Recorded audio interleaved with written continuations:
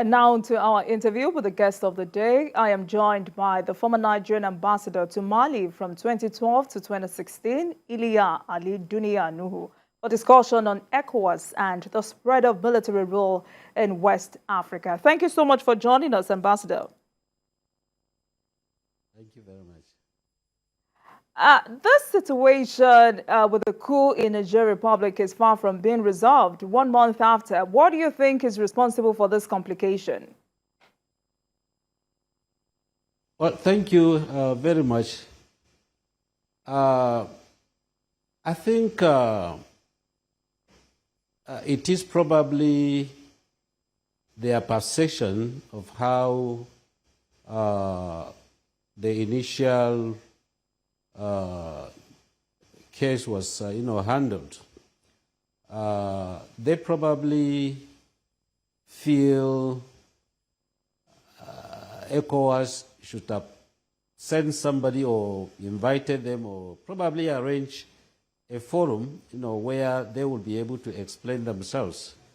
But what they misunderstood was the fact that they thought ECOWAS had declared war upon them by giving them a 7-day, ultimatum or face an invasion or whatever, they are talking about. So I think that somehow angered them, being a sovereign, country, and seeing also that in Guinea, in Mali, in Burkina Faso, similar incidences all took place, and they had been handled maybe relatively, differently. So I think this is what has caused some bits of, complication. But I think it's out of misunderstood, position, of ECOWAS, as a body, but particularly the perception, that it was Nigerian engineered, and we were the people that really were pushing ECOWAS, to go to war, with Niger, over the coup. I think this, to me, is part of the complications that we are still saddled with.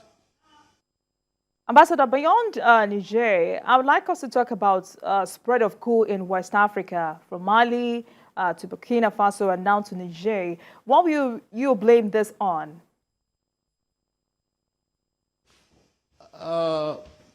Generally, coups in West Africa, you can see their pattern. They are more structured in the former Francophone colonies. And I think about 2 or 3 factors are responsible for what is ongoing. One is probably the economic existentialities under which most of the Francophone countries, former French colonies, live under, which is very, very excruciating. If you look around, most of them don't have much of resources, that they can fall back on like many other, countries. 2, it has to do with the governing system, of these, countries. They have such a system that is neither democratic nor military, but a system that is so complicated that their citizenry also find it a little bit difficult, to understand. But above all, and this is central to what is happening, is a reaction, to France's colonial domination on these colonies, which has reached a stage where none of these countries are ready to tolerate, any longer. And this is expressed in what, in military coups, dissensions, and, all kinds of things that are ongoing. And when it happened in Mali, I remember appearing on TVC, and I told them, that it was not going to, what happened in Mali was going to be just the beginning.